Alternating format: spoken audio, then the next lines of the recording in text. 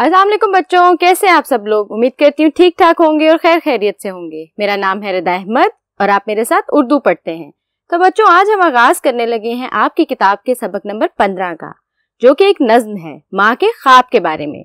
तो चलिए अपने लेक्चर का आगाज करते हैं और देखते हैं माँ ने क्या ख्वाब देखा।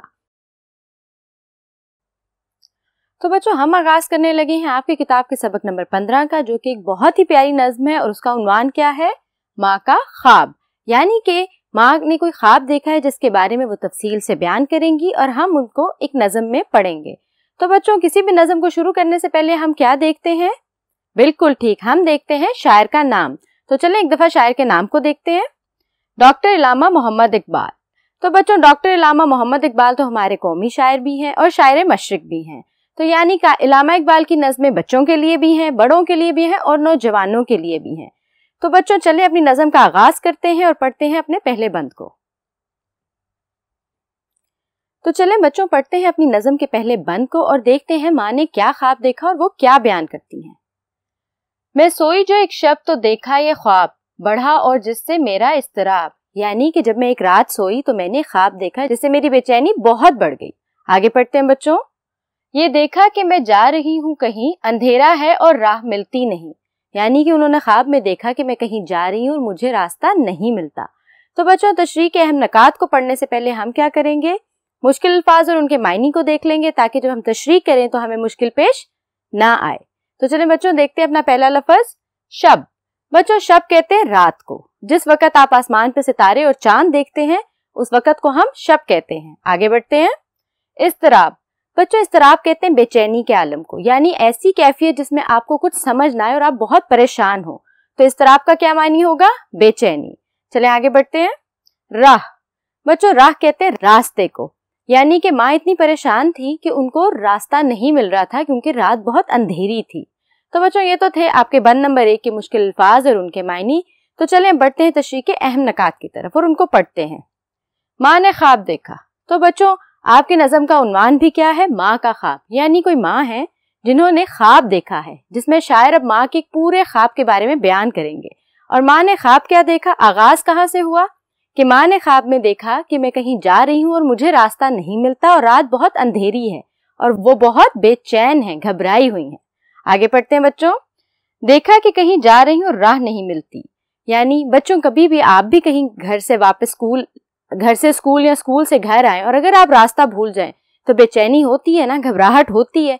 इसी तरह जब उनको अंधेरी रात में रास्ता नहीं मिलता तो वो बहुत परेशान हो जाती हैं। आगे देखते हैं बच्चों। इसी वजह से बेचैनी बढ़ गई, तो वो बहुत ज्यादा परेशान हो गई कि मैं कहाँ जा रही हूँ और ये रास्ता किधर को जाता है और रात इतनी अंधेरी है कि उनको कुछ समझ नहीं आ रहा। तो चलें बच्चों, बढ़ते हैं बंद नंबर 2 की तरफ और पढ़ते हैं अपने बंद नंबर 2 को। तो चलें बच्चों, पढ़ते हैं बंद नंबर 2 को और देखते हैं कि बंद नंबर 1 से आगे क्या होता है और शायर इसमें क्या बयान करता है। लरसता था डर से मेरा बाल बाल, कदम का था दहशत से उठना महाल। यानी वो इतनी खौफजदा थी रात की वजह से कि वो बहुत डरी हुई थी और वो बहुत ज्यादा खौफजदा थी। आगे पढ़ते हैं। जो कुछ हौसला पा के आगे बढ़ी तो देखा कितार एक लड़कों की थी। वो बहुत खौफजदा थी लेकिन वो आगे बढ़ती रही और जब उन्होंने देखा तो उनको क्या नजर आया, लड़कों की एक कितार। तो बच्चों, इस बंद की तशरीह के अहम नकात को पढ़ने से पहले हम मुश्किल अल्फाज और उनके मायनी को एक दफा देख लेते हैं। हमारा पहला लफ्ज है लरसता, मतलब कांपता। बच्चों, लरजना खौफ से भी होता है, लरजना कभी कभार बीमारी की वजह से भी होता है, यानी आप बीमारी में भी तो कांपते हैं। लेकिन यहाँ पे माँ खौफ से कांप रही है। क्यों? क्योंकि उनको रास्ता नहीं मिल रहा और रात बहुत अंधेरी है। आगे बढ़ते हैं बच्चों। दहशत।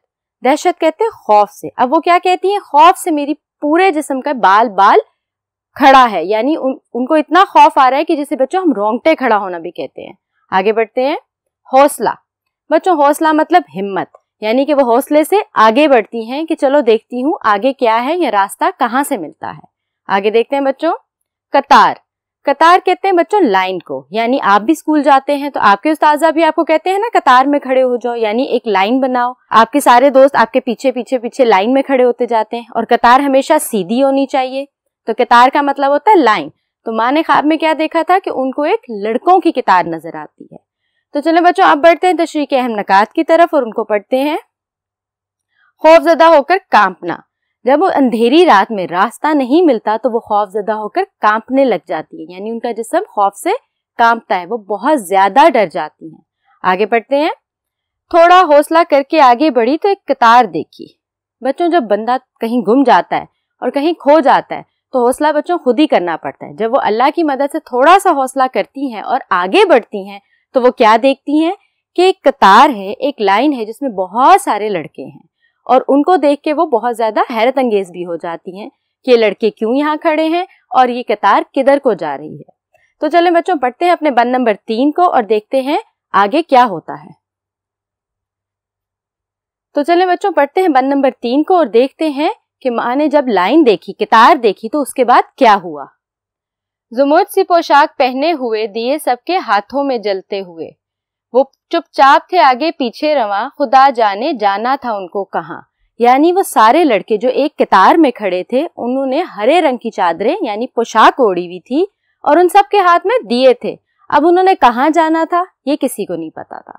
تو چلیں بچوں پڑھتے ہیں مشکل الفاظ کے معنی، تاکہ جب ہم تشریح کے اہم نکات کریں تو ہمیں مشکل پیش نہ آئے۔